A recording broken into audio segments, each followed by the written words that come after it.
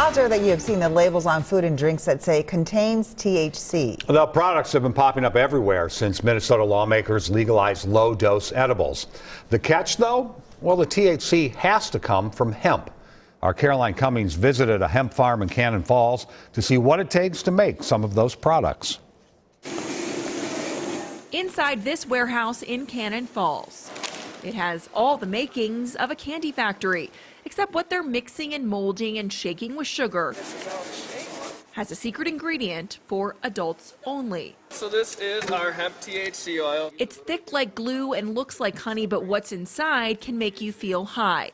Lawmakers last summer said okay to manufacturers like Zach Rohr and his business Mini Grown to infuse 5 milligrams of hemp-derived THC per serving in food and drinks. The change, Rohr says, sent his business to another stratosphere. Our business has grown by 1,000%.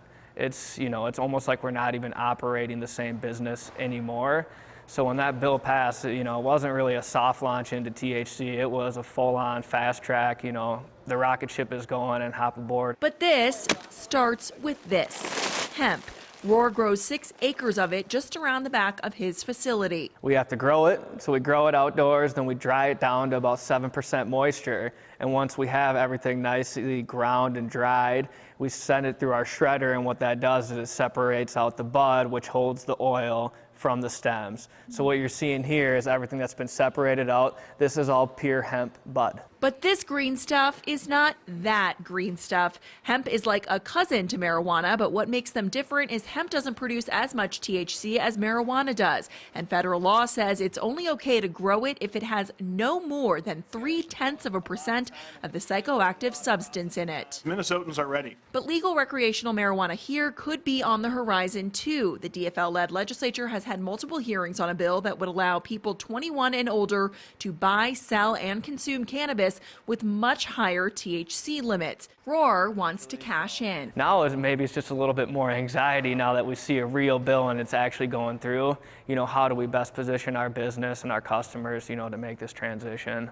Even if recreational pot use doesn't pass this year, there will likely be changes coming to the hemp edibles market. Last year it passed, leaving some holes in the law, but a separate bill this session would change that, spelling out a state licensing structure, adding additional regulations, and tacking on a special tax similar to one on alcohol. Additional clarity in the law, that's an ask from the Pharmacy Board, the agency tasked with oversight. It is our hope in the next legislative session that we pass much more comprehensive legislation surrounding these products. Caroline Cummings, WCCO 4 News.